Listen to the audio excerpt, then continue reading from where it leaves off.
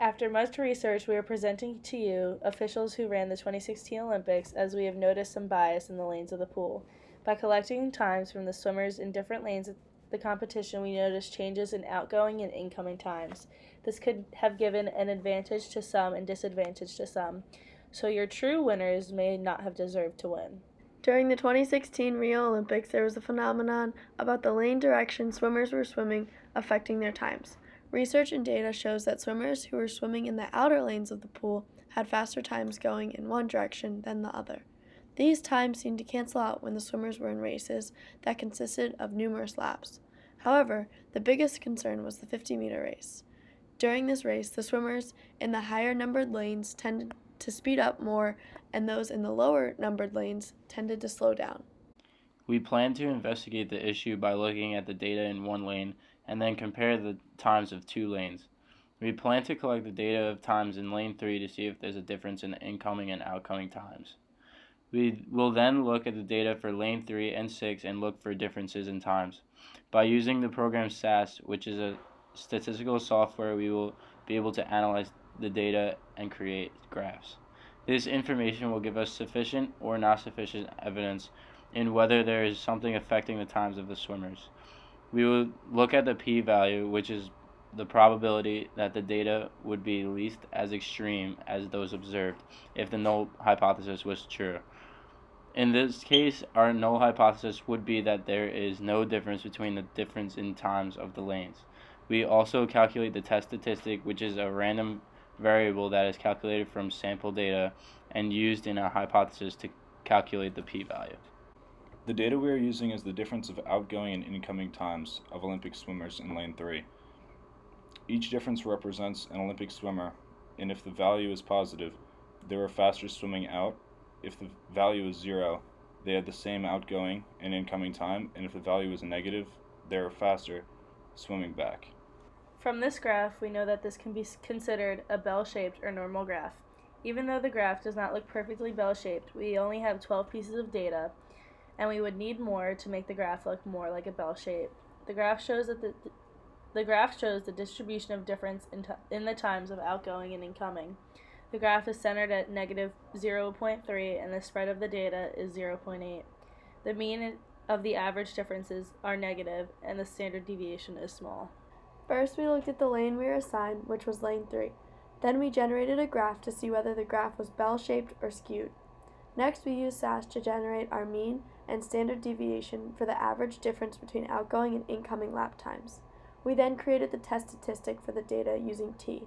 Then, using StatKey, we put in our degrees of freedom and figured out our p-value. From there, we constructed a formal conclusion based off the data we found for lane 3.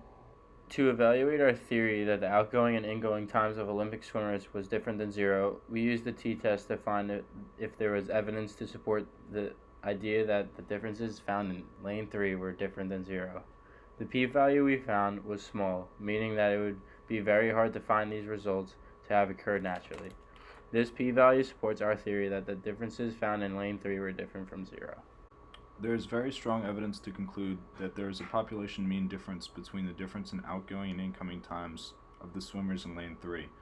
Although the results would support that there is a possibility a current is in the pool, we cannot conclude that there is a current affecting the lane we were assigned. There is definitely something affecting the lane, and a current could be a possible reason, but all our conclusion can support is that there is a difference in the incoming and outgoing times of the swimmers in our lane. The side-by-side box plots show that lane 3 has a much greater spread than lane 6. The center of lane 3 is a negative value, while the center of lane 6 is a positive value. Using this information, that means that on average, the swimmers in lane 3 had a faster incoming times than those of lane 6. Lane 3 would not look normal because the mean is quite a bit higher than the median. We compared the two box plots of both lanes 3 and 6. We used SAS to generate our mean, standard deviation, and sample size for each lane. We then came up with a null and alternative hypothesis, which an alternative hypothesis states there is something going on, and we used these to claim that the population mean difference is different for the two lanes. Then we used proc t-test, which is a code ran in SAS, to generate our p-value and test statistic. With the information shown in the box plots, Lane 3 had a faster incoming times than Lane 6. We saw this through Lane 3 box plot, being that many of the values that are included in Lane 3 box plot are negative, while the majority of those in Lane 6 box plot are positive. The population mean difference for lane 3 is not the same as the population mean difference for lane 6. The population mean is an average of a group characteristic. That means that there is a possibility of a presence of a current. Based on our conclusion, we can conclude that something is affecting our two lanes differently based on the results of our hypothesis test. A possible reason could be a current, but there are many other factors that can affect the two lanes differently. Our conclusion only supports the idea that there is something that is affecting the two lanes enough to cause a difference between the lanes, not actually proving that there is a current. We have sufficient evidence that there is something that is affecting the swimmer's times. A possible reason for this difference in times in the lanes could be a current, but there are also many other factors that can affect the two lanes differently. After conducting research, there is sufficient evidence that there is an outside force affecting the times of the two lanes. It could be a current, but it is hard to tell for sure if that is the only outside force having an effect on times. Either way, these races should be considered illegitimate until a solution to stop the problem is found for accurate and true race results. Limitations in our findings could be a small amount of pooled data that doesn't give us as accurate data. For lane 3, we only had 12 pieces of data, so the sample size is not a completely accurate representation of all the swimmers at the competitions. With more data from more swimmers, we could be confident in the fact that there is really something affecting the times.